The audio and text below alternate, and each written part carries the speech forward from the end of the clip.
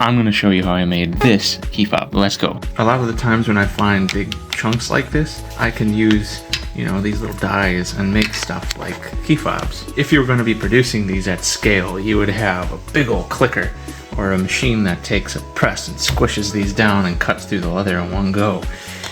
I have this. Snip, snip.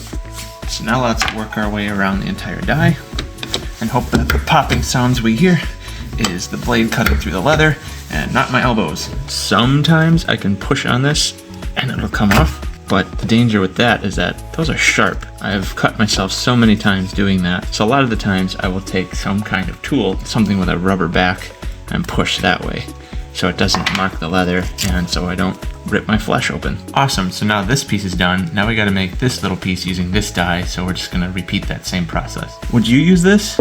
I'd use this. So now, same deal as before. Let's not cut ourselves. Try to push that out. All right, yes, we got it. First try. Okay, so for the next part, this absolutely needs to be wet. So let's give it a little spray. So now I'll go in and grab a letter depending on the initials. Hit the back. A nice S every time.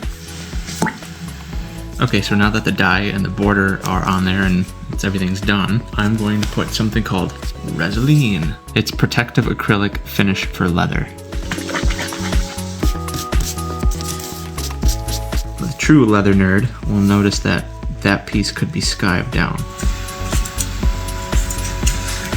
So now I need to apply glue. Really want to focus on getting the edges. So now that the glue's on, with Barge you get like 2 tries to get this right. Hopefully this lines up just perfect. We take it to my granite countertop and just give it light taps.